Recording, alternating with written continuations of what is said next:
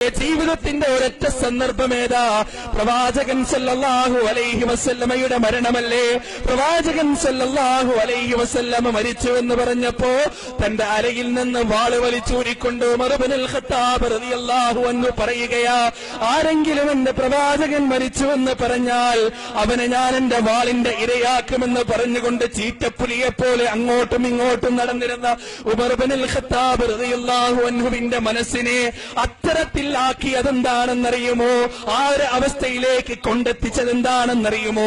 പ്രവാചകനോടുള്ള സ്നേഹമാണ്. ആ ഉമർ ഇബ്നുൽ ഖത്താബ് ഒരു വട്ടമെങ്കിലും ചരിത്രത്തിൽ നബിദിനാഘോഷം കൊണ്ടാടിയിട്ടുണ്ടോ? അല്ല. ആ ഉമർ ഇബ്നുൽ ഖത്താബ് റളിയല്ലാഹു അൻഹുവിനേക്കാൾ സ്നേഹം എനിക്ക് പ്രവാചകനുണ്ട്, പ്രവാചകനോടുണ്ടെന്ന് പറയാൻ ആണത്തമുള്ള, പറയാൻ ചങ്കൂറ്റമുള്ള, ധൈര്യമുള്ള ആൺകുട്ടികളുണ്ടെങ്കിലോ സ്റ്റേജിലേക്ക് കടന്നു വരിക. ഒരു മുസ്ലിമും അങ്ങനെ ഉണ്ടാകുകയില്ല.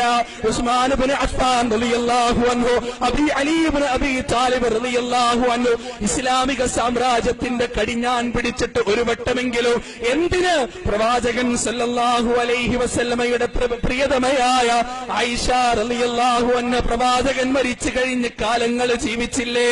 ഒരു വട്ടമെങ്കിലും നബിദിനം ആഘോഷിച്ചതായി കാണിച്ചു തരാൻ സാധിക്കുമോ? എന്തേ കാരണം? ആയിഷ റളിയല്ലാഹു അൻഹയ്ക്ക് പ്രവാചകനോട് സ്നേഹമില്ലേ? പ്രവാചകനോട് വാത്സല്യമില്ലേ? പ്രവാചകനോട് കാരുണ്യമില്ലേ?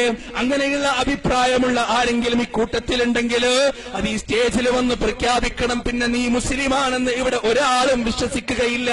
പ്രിയപ്പെട്ട സഹോദരങ്ങളെ, ഇക്കഴിഞ്ഞു പോയ ആളുകൾക്കൊന്നുമില്ലാത്ത ഒരു സ്നേഹം, ഇബ്രാഹിമി മില്ലത്തിലില്ലാത്ത ഒരു സ്നേഹം നബിദിനാഘോഷം എന്ന പേര് പറഞ്ഞുകൊണ്ട് നമ്മുടെ നാട്ടിലേക്ക് കെട്ടിയെടുത്തപ്പോ അതിന്റെ ദുരന്ത ഫലമായി തകർന്നടിഞ്ഞത് ഇസ്ലാമിന്റെ അന്തസ്സാണ്, ഇസ്ലാമിന്റെ വൈവിധ്യമാണ്, ഇസ്ലാമിന്റെ നിത്യനവോജ്വലതയാണ്. അത് തിരിച്ചുപിടിക്കണം, അത് തിരിച്ചുപിടിക്കണം. അതോരോ മുസ്ലിമിന്റെയും ബാധ്യതയാണ്, അതോരോ മുസ്ലിമിന്റെയും ബാധ്യതയാ. ബിദ്അത്തിനും ശിർക്കിനും എതിരെ പ്രബോധനം ചെയ്യുക എന്നുള്ളത് ഓരോ മുസ്ലിമിന്റെയും ബാധ്യതയാണ്. തിരിച്ചടിക്കലല്ല. പ്രബോധനം ചെയ്യുന്ന സമയത്ത് ഒരുപാട് പ്രയാസങ്ങൾ ഉണ്ടാകും, തീർച്ചയാണ്. അതെല്ലാ സഹാബികളും പ്രവാചകന്മാരും ഏറ്റുവാങ്ങിയിട്ടുള്ളതാണ്. അതാണ് അല്ലാഹു സുബ്ഹാനഹു വ തആല ഖുർആനിലൂടെ ചോദിച്ചത്.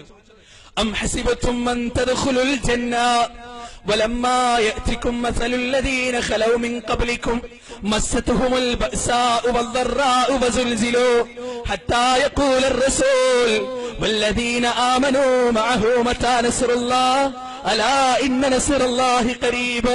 മുസ്ലിമീങ്ങളെ, എളുപ്പത്തിൽ അങ്ങ് സ്വർഗത്തിലേക്ക് കടന്നു പോകാമെന്ന് നിങ്ങൾ വിചാരിക്കുന്നുണ്ടെങ്കിൽ നിങ്ങൾക്ക് തെറ്റേ.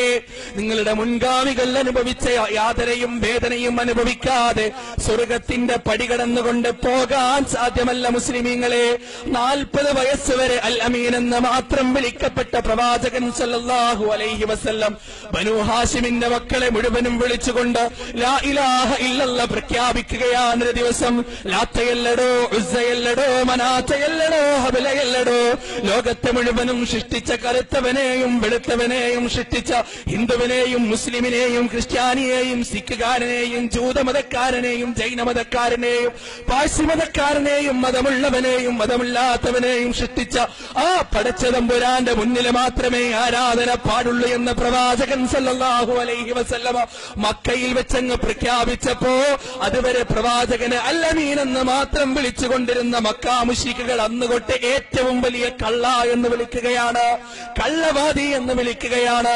പ്രവാചകന്റെ ശരീരത്തിലേക്ക് കല്ലുകൾ പാഞ്ഞു വരികയാ, പ്രവാചകനെ കൂക്ക് വിളിക്കുകയാണ്. ബഹിഷ്കരണങ്ങളും അക്രമങ്ങളും സഹിക്കാൻ സാധിക്കാതെ